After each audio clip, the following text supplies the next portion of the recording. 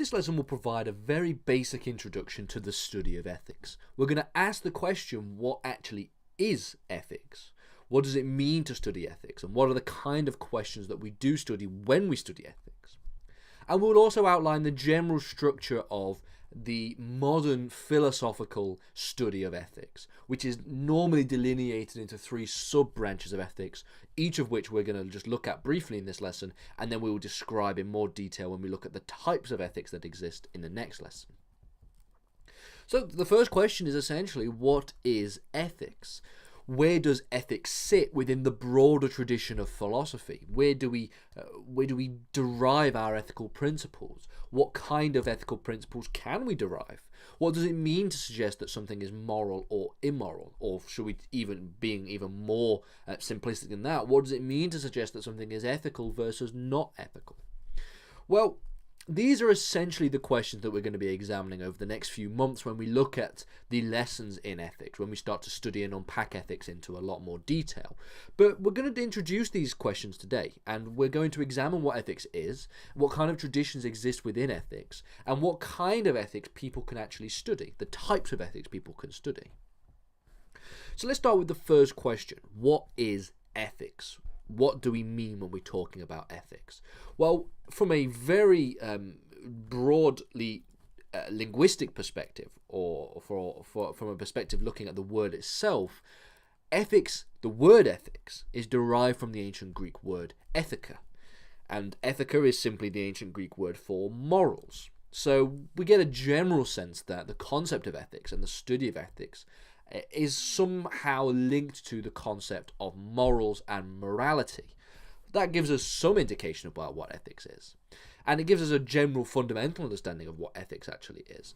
And from the beginnings of ancient Greece, we know that city-states were established in places like Athens and Sparta, and that they established in these city-states legal codes that were created as a way to organize society. So maybe ethics is derived from this part of history as well, because these early legal codes outline the ways in which society should operate, the ways in which society ought to operate. So we're making prescriptive claims here when we're talking about ancient Greece, and we're talking about these legal codes. We're talking about what things should happen, what things ought to happen.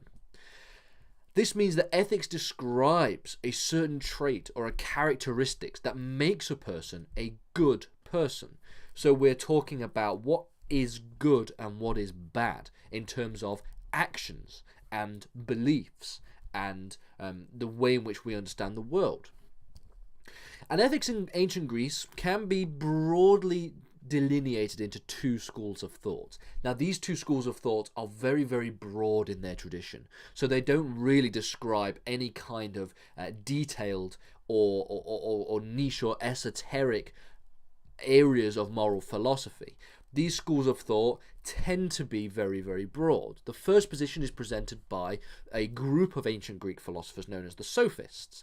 And Sophists were ancient Greek philosophers that were very well trained in the art of argumentation and the art of debate. And they would actually travel around ancient Greece, and they would teach people how to do good debate, how to do good philosophy, and they would charge people for these lessons. And if you want to know more about the Sophists with ancient Greek philosophy, carry on watching our lessons on ancient Greek philosophy. We will get to the Sophists, don't you worry.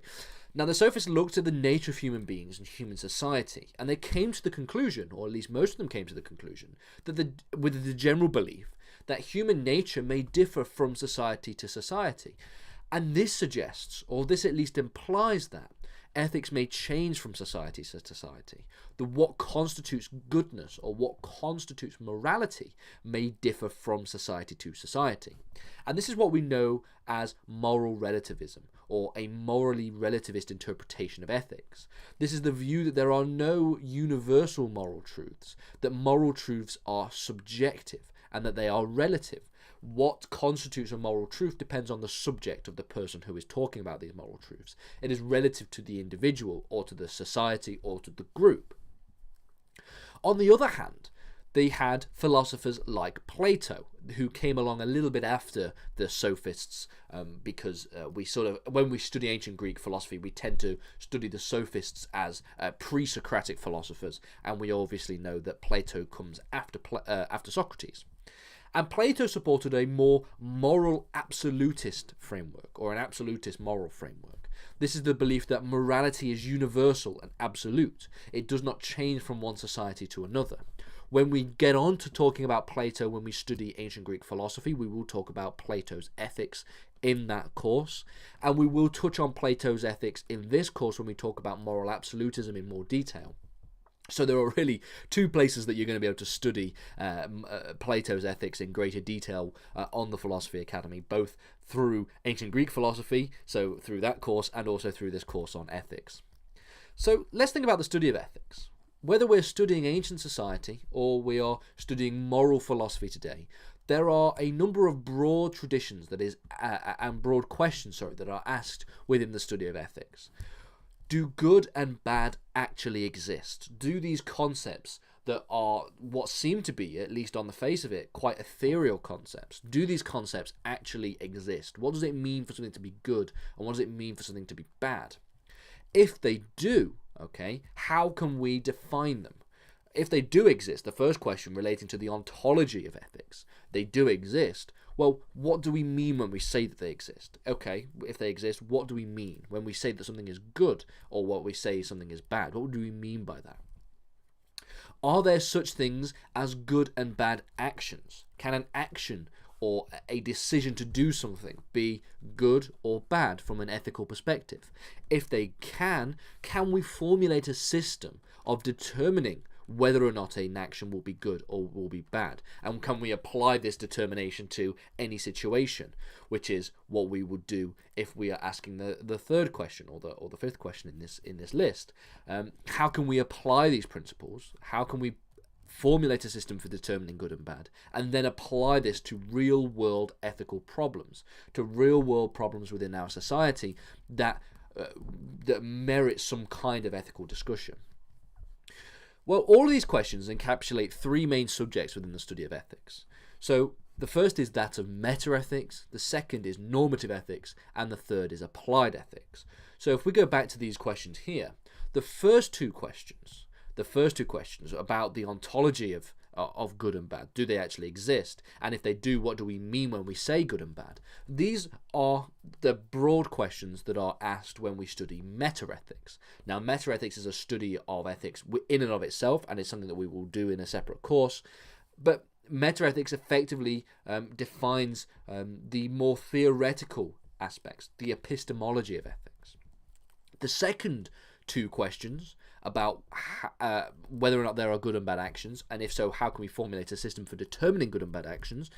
This is what is encapsulated in the study of normative ethics. Can we develop normative frameworks that are prescriptive and can apply to any ethical situation, where we can look at, given the set of circumstances that we are faced with, can we determine what we ought to do? What is the morally righteous outcome in this particular situation? That is what we would study in normative ethics, and that's where we're going to be spending most of our time in this series of lessons.